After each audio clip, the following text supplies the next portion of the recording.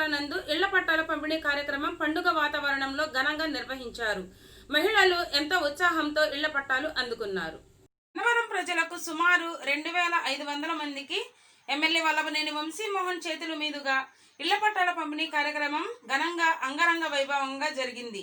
ఈ కార్యక్రమానికి ముఖ్య అతిథులుగా మంత్రి కొడాలి నాని, ఎంపీ బాలశౌరి, కలెక్టర్ ఎండి ఇంతియాజ్, జాయింట్ కలెక్టర్ మాధవీలత పాల్గొన్నారు. ముందుగా దీపారాధన చేసి కార్యక్రమాన్ని ప్రారంభించారు. అనంతరం ఎమ్మెల్యే వంశీ దగ్గరుండి ప్రతి మహిళకు ఇళ్ల పట్టాలు అందించారు.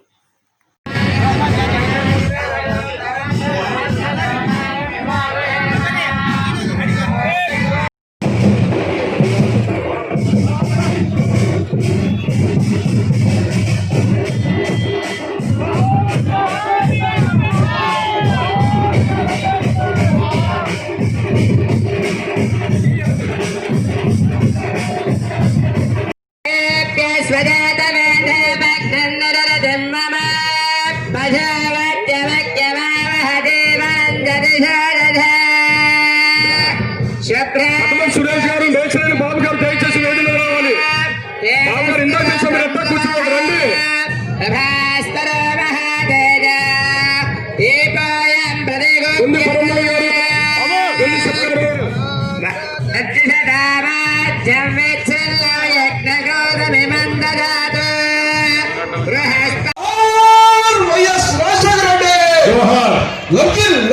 జగన్ గారి నాయకత్వం వర్ధిల్లాలి, వర్ధిల్లాలి. జగన్ గారి నాయకత్వం వర్ధిల్లాలి, వంశీ గారి నాయకత్వం వర్ధిల్లాలి, వంశీ గారి నాయకత్వం వర్ధిల్లాలి. వంశీ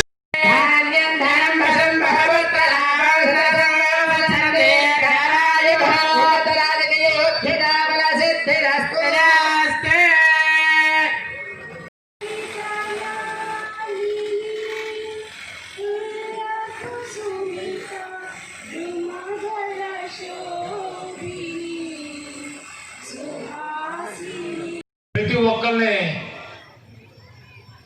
ఒకే దృష్టితో చూస్తుంది.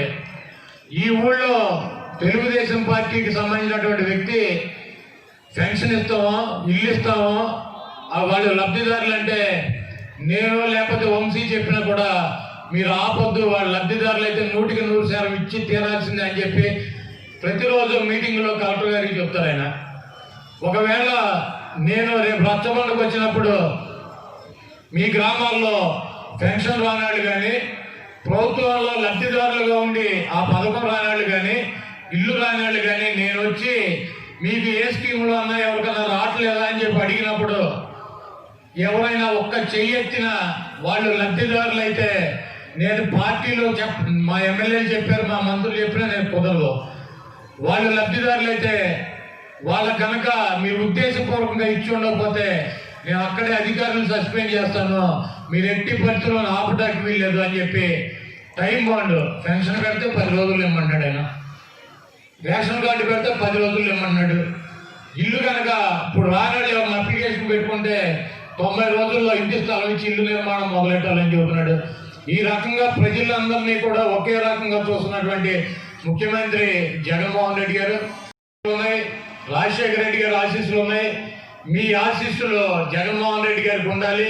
ఈ దొంగలు రాజకీయ అవసరాల కోసం అవసరమైతే ఎలక్షన్ ముందు 10,000 పసుపు కుంకుమ ఇద్దాం, లేకపోతే ఎన్నికల ముందు 4 దొంగ వాగ్దానాలు చూద్దాం అనేటువంటి ఉద్దేశం లేకుండా మీకోసం గెలిచిన నాటి నుంచి మొట్టమొదటి రోజు నుంచి ఆఖరి రోజు వరకు కూడా మీ గురించి ఆలోచించి మీ గురించి నిర్ణయాలు తీసుకునేటువంటి జగన్మోహన్ రెడ్డి గారిని కులాలకి, మతాలకి, పార్టీలకి, వర్గాలకి అతీతంగా మీ అందరూ కూడా నిండు మనసుతో ఆయన ఆశీర్వదించాలని చెప్పి కోరుకుంటూ, మరి ఇంత పెద్ద సభలో పాల్గొన్నటువంటి అవకాశం కల్పించినటువంటి వంశీ గారికి మరొకసారి ధన్యవాదాలు తెలుపుతూ సెలవు తీసుకుంటాం.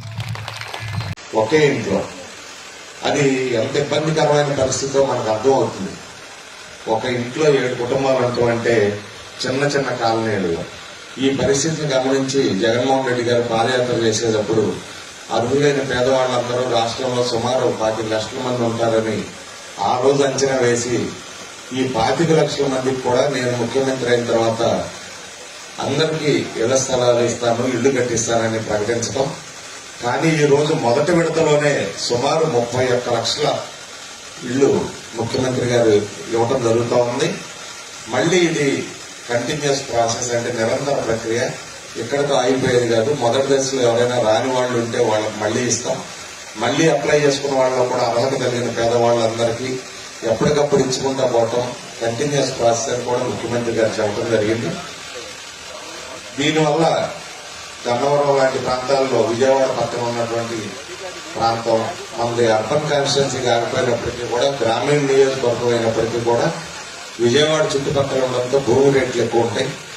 మొన్న రోజు హనుమాన్ జంక్షన్ లో ఒక లబ్ధిదారుని అడిగా, అక్క ఎంత ఉంటుంది మీ స్థలం, ఒక 5 లక్షలు ఉంటుందా అంటే 15 లక్షలు బాబు ఈ రోజు ప్రభుత్వం ఇచ్చేదని చెప్పింది ఆవిడ.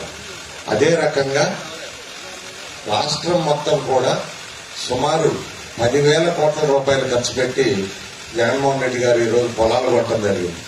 ముఖ్యమంత్రి గారు 10,000 కోట్లు పెట్టి పొలాలు కొన్ని స్థలాలు ఇస్తే వాటిని మళ్ళీ డెవలప్ చేయడానికి, రోడ్లు వేయడానికి కానీ, డ్రైనేజీలు ఇవ్వడానికి కానీ, లేకపోతే మళ్ళీ తర్వాత కరెంటు కానీ, లేకపోతే మంచినీటి సదుపాయం అవటం, తర్వాత ఫైనల్ గా ఇల్లు కట్టించి పెట్టడం.